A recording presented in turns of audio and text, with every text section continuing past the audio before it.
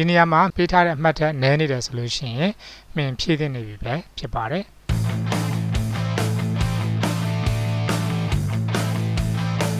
ဒီနေ့တော့ Epson Inkjet printer တစ်လုံးကိုမင်းဖြည့်ပါမယ်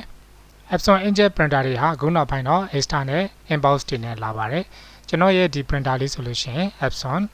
L310 printer ဖြစ်ပါတယ်ဒီမှာဆိုရင်ယခုလိုမျိုး external inbox လေးတွေ့ရမှာဖြစ်ပါတယ်အဲ့တော့ inbox တွေမှာမြင်နေလာတဲ့ခါကျရင်ယခုလိုမျိုးမြင်တွေ့နိုင်ပါတယ်ဒီနေရာမှာ triangle လေးတစ်ခုသတ်မှတ်ပေးထားတယ်ဒီပေးထားတဲ့အမှတ်ထဲညော်နေနေတယ်ဆိုလို့ရှိရင်ဒီ inbox လေးကိုမြင်ဖြည့်တဲ့နေပြီဖြစ်ပါတယ်အခု inbox လေးကိုလှည့်လိုက်မယ်မြင်ဖြည့်ဖို့အတွက်ဒီလိုမျိုးဖုန်းလေးတွေကိုဖွင့်ပါမယ်ပြီးတော့မြင်ဘူးလေးယူမယ်ယခုလိုမျိုးမြင်လေးတွေထည့်ပါမယ်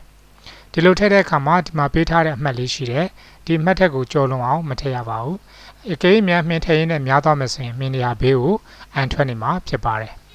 ဒါကြောင့်မလို့မြင်ထည့်တဲ့အခါမှာယခု triangle လေးနဲ့အတညီလေးဖြစ်အောင်ထည့်ပါမယ်မြင်ကို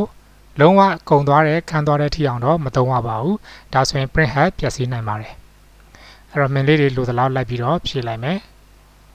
ပြီးလို့ရှိရင်ယခုလိုမျိုးဖုံးလေးတွေပြန်ဖုံးပါမယ်ပြီးတော့ min box လေးပြန်တက်လိုက်မယ်